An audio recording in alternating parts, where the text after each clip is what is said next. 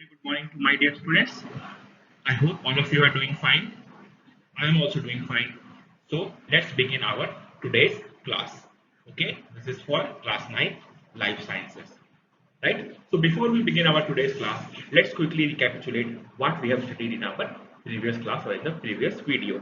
So in the previous video, we have saw that to classify the organisms, we use different characteristics, right? And the cell serves as the basis of characteristics. And after that, what we saw that there were different attempts of classifications made. So Aristotle was the one who made the first attempt of classification. He classified plants on the basis of, yes, he classified the plants on the basis of their height and classified animals on the basis of their location, means where they live or their habitat. So after that, different scientists came and ultimately we came to the five kingdom classification, right? And what are the five kingdoms? The five kingdoms are Monera, Protista, Fungi, Plantae, and Animalia. Yes, so students, they are Monera, Protista, Fungi, Plantae, and Animalia. Understood, students? Right. So now we will be learning about some of the organisms. Okay, but before we can start, so let's look at a very nice picture. Yes, students, what you saw in this picture?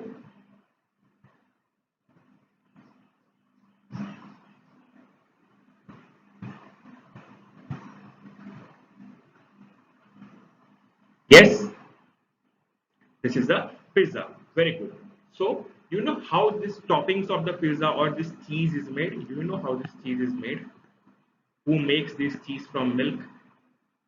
So, yes, these are the microorganisms, isn't it? So, today we will be learning about some of the microorganisms. Right? So, let's start our today's class. So students, just observe what you can find in this picture, right? So in this picture, you can see that there are bacteria, isn't it? There are different types of bacteria. These are microorganisms, these are bacteria, these are rod-shaped bacteria, isn't it? These are round bacteria. So now, let me announce the topic. So we are going to study about the Monera. Understood, students? These all belongs to the group of Monera. So now we will be studying about Monera.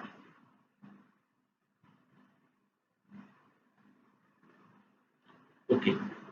Let's see, students, what are the different characteristics of Monera. Okay, students. So Monera, they do not have a defined nucleus or organelle. Okay, they do not have a defined nucleus or organelles, nor do any of them shows multicellularity. Okay, students. So they do not have any sort of nucleus inside them, and they do not so generally do not show multicellularity. Okay. So we saw in our previous class also that the type of the cell can function as a basis of classification. Yes, we saw this now in our previous class. So these are basically the prokaryotes. Okay, so Monera are prokaryotes.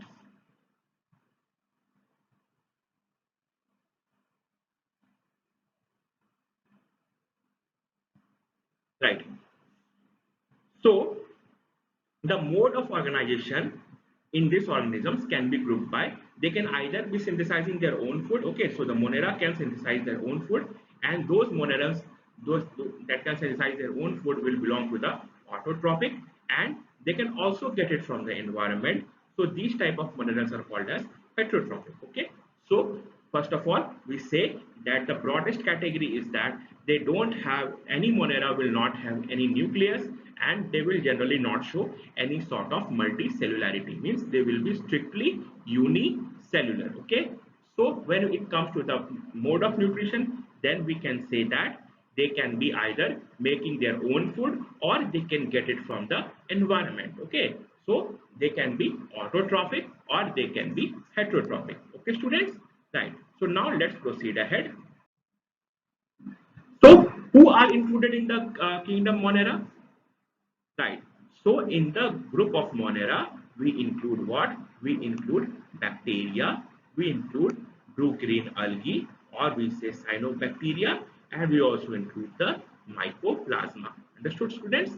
In the group of Monera, we include bacteria, we include blue-green algae, which we call also as cyanobacteria, and we also include mycoplasma. So what is mycoplasma? Mycoplasma is nothing but it is just the bacteria which has its cell wall removed. Okay, students? Right. So now let's move ahead. So there is a quiz for you. So the first question is you need to state true or false. Okay, you need to tell whether this statement is true or false. So the first question here is Monera includes prokaryotes and eukaryotes. Read this question again very carefully. Monera includes prokaryotes and eukaryotes. Is this statement true or false? Right. So this statement will be false because Monera includes the prokaryotes, but these do not include the eukaryotes. Understood, students? All the all the members of the Monera, these are strictly prokaryotes. Right, students? Okay. Now let's read the second question. The second question states that the Monera includes examples like blue-green algae and mycoplasma.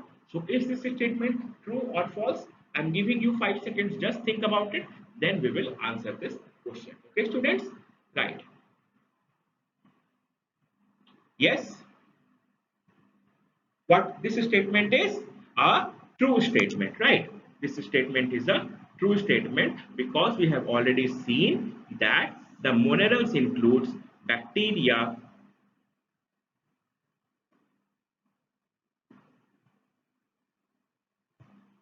plus blue-green algae, which we call as cyanobacteria, and mycoplasma. Okay, students? So now let's proceed ahead. So students, can you identify what is shown in this picture here? Yes? Okay, this is euglena. Okay, this is euglena, this is paramecium, this is amoeba.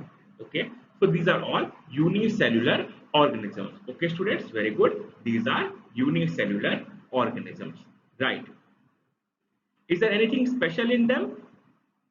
Yes, students, can you find something special? Yes. So let's see what is special in them. So students, we have already seen that there are basically two type of organisms. Well, they can be either prokaryotes or they can be eukaryotes. So the prokaryotes will have what? The prokaryotes will not have a well-defined nucleus. Understood? The prokaryotes will not have a well-defined nucleus, but the eukaryotes will have the well-defined nucleus. In our previous section also we learned about Monera, and we saw that the Monerans did not had any sort of well-defined nucleus. Understood? They were unicellular and they were not having any sort of nucleus formation. Understood? So now let's learn about another kingdom, and the name of that kingdom is Protista. Understood, students? The name of that kingdom is Protista. Okay, so now let's see ahead. So the kingdom Protista includes many kind of unicellular eukaryotic organisms. Okay, students, this includes many kinds of unicellular eukaryotic organisms. Read this line very carefully. It includes many kinds of unicellular eukaryotic organisms. Okay. So what are the characteristics of the kingdom Protista? So first is that these includes those organisms which are first of all unicellular, meaning these organisms are having just one cell. Okay. But that one cell is also having a true nucleus. Understood? So now you understand what is the difference between the Monera and Protista, students? Right. So in the case of monerals, we saw that they were also unicellular, but then they were having the prokaryotic organization, means they were not having the true nucleus. But in the kingdom Protista, there is a presence of true nucleus. Okay, students? Right. So now let's see some of these organisms use appendages, right? So you can see here in the case of paramecium, there will be some type of appendages, right? There will be some hair-like growth.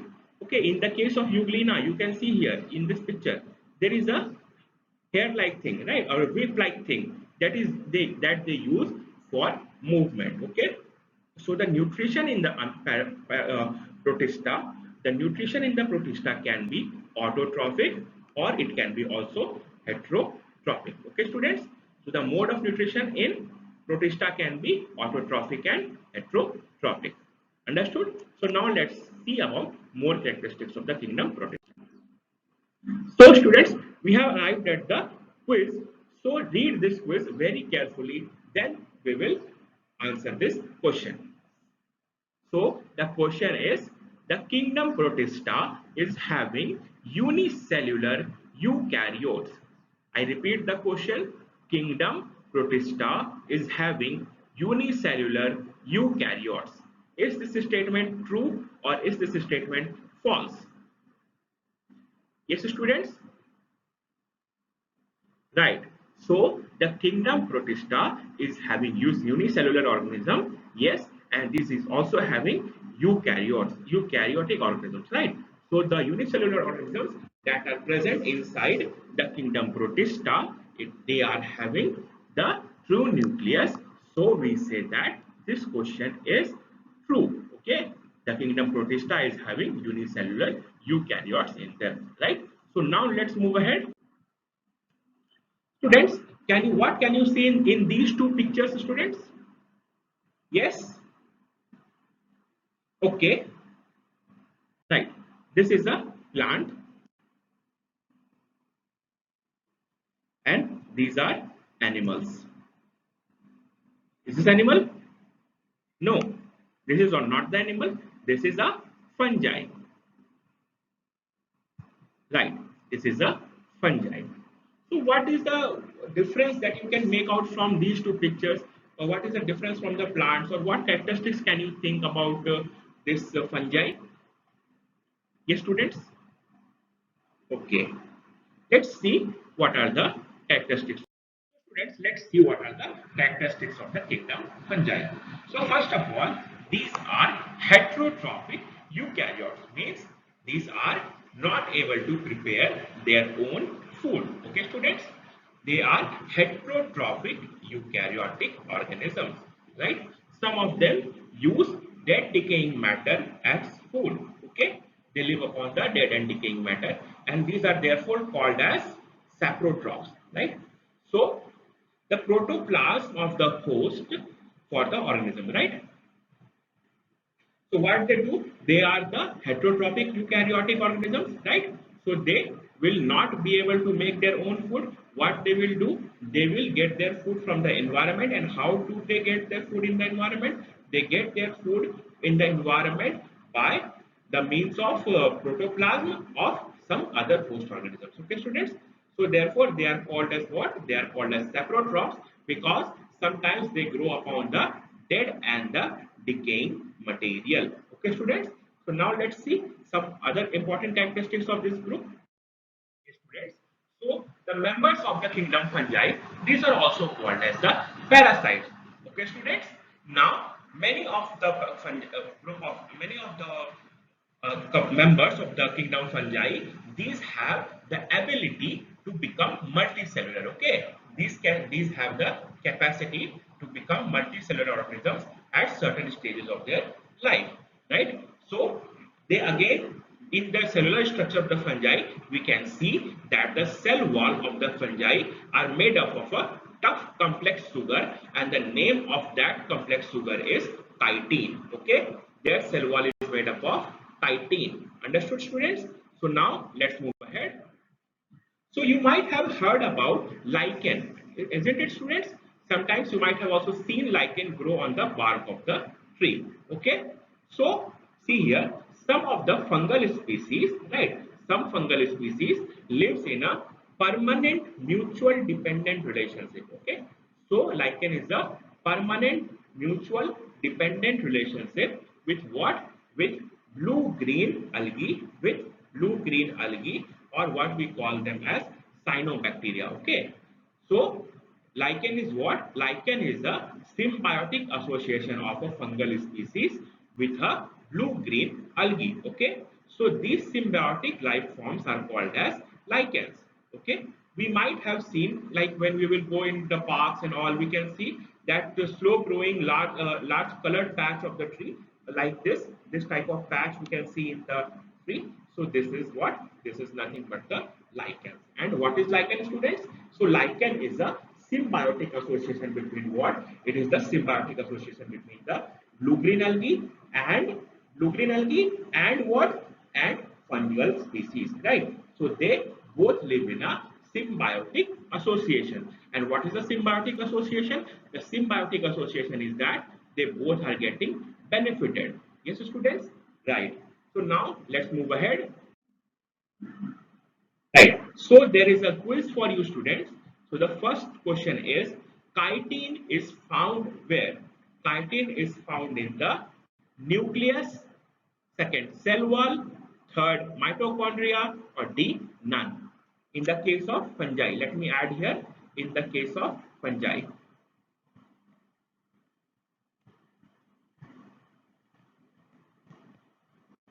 So the question is chitin is found in fungi in first nucleus, second cell wall, third mitochondria, or D none.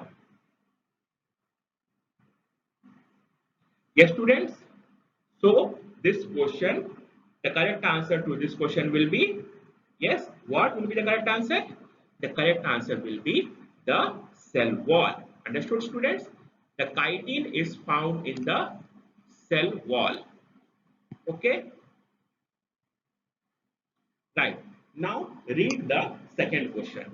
The second question states that fungi perform photosynthesis as some of them are green in color. Fungi perform photosynthesis as some of them are green in color. So is this statement true or is this statement false? What do you say, students? Okay, so this statement is a false statement because we have seen in the characteristics of fungi that these are heterotrophic organisms or these are saprophytic organisms. These get their food from the environment, they don't make their own food and they get their food from the dead and the decaying matter and therefore we call them as saprotrophs. Okay, students. So now let's move ahead. So, student, in our today's class, what we have learned? We have learned about Monera, Protista, and fungi. Okay, students. So now, who will define Monera? Yes, students. Right. We can define Monera as the organisms having the following characteristics. And what are those characteristics? First of all, they need to be unicellular and they need to be prokaryotic. They can have the mode of feeding as heterotrophic and autotrophic. Okay, students. So a monera is an organism which is prokaryotic, unicellular, and can feed autotrophic and heterotrophically. Okay, students. So what are the two members of group monera? Yes, students. Who will name? Right. So bacteria like rod-shaped bacteria, that is Bacillus, Coccus, these are the member of the group bacteria, Monera. Okay, students. So how can we differentiate between the Monera and Protista, students? Right. We can differentiate between Monera and Protista upon the basis of the organization of the cell. So in the case of Monera, there will be a no well-formed nucleus. There will be not be a well-formed nucleus in the case of Monera, but in the case of Protista, there will be a well-formed nucleus. Okay, students. So, can you identify Monera and Protista on the basis of their nucleus? Yes, the organism that will have nucleus will be eukaryote, and they will belong in the group of Protista if they are unicellular organisms, right? So, what is fungi, students? How can we describe fungi?